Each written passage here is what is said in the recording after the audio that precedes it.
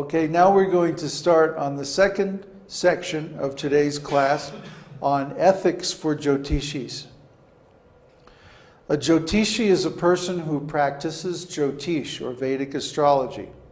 Now, as a Jyotishi, you have certain ethical principles that you must observe. Now, why is this? Because really, Jyotish gives us a special kind of vision that ordinary people don't have access to.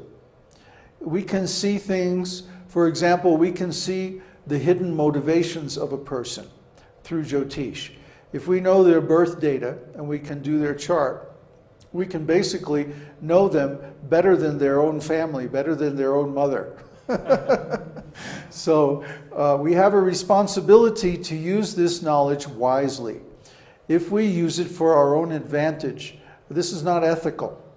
Okay, astrological knowledge can be used to take advantage of a person because we know their weaknesses. But this is not ethical, and if you do it, what will happen is that Krishna will take away your spiritual knowledge. So the consequences of misusing this knowledge are that one loses his spiritual advancement. Therefore, we have to be very careful with Jyotish to apply it only for spiritual purposes, not for selfish material purposes. Now, people will come and they'll ask you all kinds of questions. How can I get money? How can I marry a nice girl? Or how can I defeat my enemy or something like that? They're going to ask all kinds of things. But really, the application of Jyotish is for spiritual advancement. We should always lead the person back to the subject of how they can make advancement in spiritual life. When we're giving readings, for example, they're going to ask this and that. And we should answer those questions honestly, to our best ability. But we should also indicate the relationship of those answers to the fundamental subject, how can I make advancement in spiritual life? That's the ethics of a Jyotishi. Now, as far as sharing this knowledge, once you have it, people are going to want to know, well, how did you do that? How did you make such an accurate prediction? Or how did you know that? Jyotish knowledge may only be given to someone who is honest, who believes in God, who is following a bona fide spiritual path, and who knows the difference between right and wrong. You can't give it to an irresponsible person, or the results are going to be very dangerous, both for him and for you. So you have to be careful that you give this Jyotish knowledge only to people who are engaged in spiritual life. This is very, very important. In fact, it's so important that Parashara mentions it right in the beginning of his book. He says, this knowledge may not be given to those who are dishonest, who are not God-fearing, in other words, atheists and people like that, and who do not have proper respect for their teacher. These are the principles of Brahminical life. The teachings of the Vedas are given to the Brahmanas, and they're passed down to their students who observe the same principles. If someone doesn't observe these principles, the principles of spiritual life, they don't deserve to receive this knowledge. And if you try to give them this knowledge, then there'll be a very severe reaction. The example is, if you look around on the web at the different clubs and organizations and schools of Jyotish, you will find that pretty much all of them are in trouble. They're having problems, and they're fighting amongst themselves. Because, why?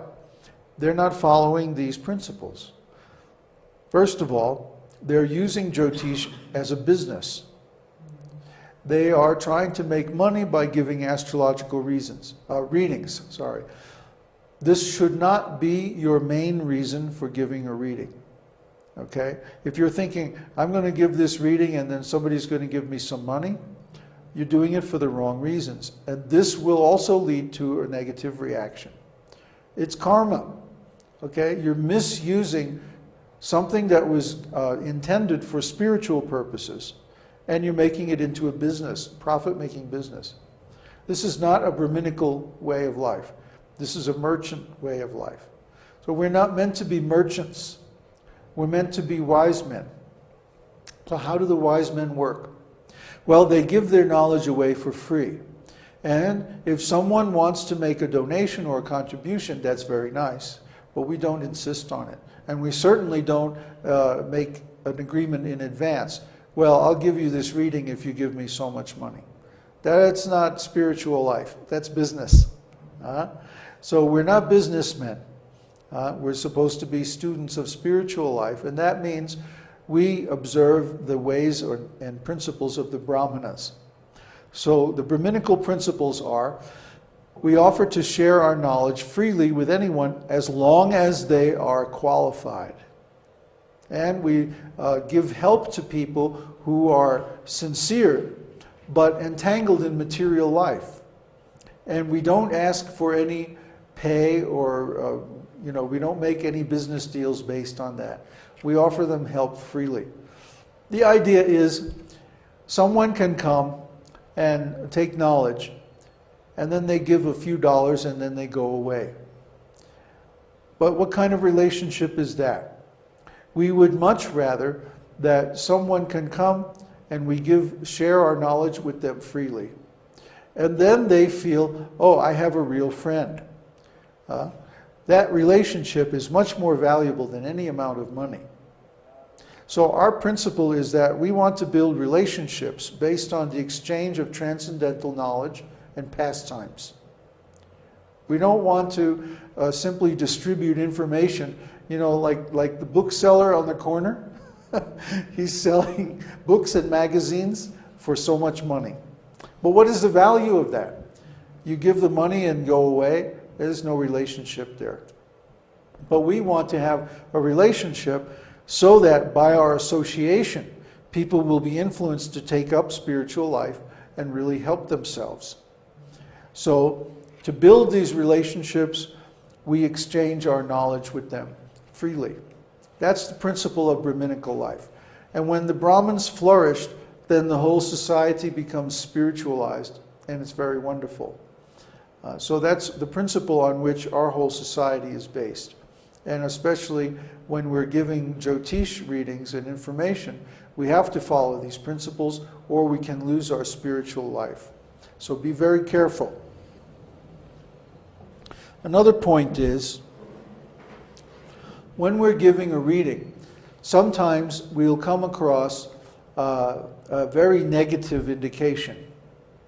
Okay, so we have to be careful how we present this to people, because an astrologer is often looked on as a real authority, especially by someone who has some spiritual knowledge, and therefore whatever we tell them, they're going to take it very seriously.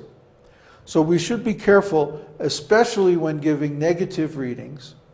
For example, when we do readings on longevity, how long is a person going to live, and so forth, we have to be very cautious how we give this advice. Remember, the first point we made was that the spirit soul is senior to the influences of the planets.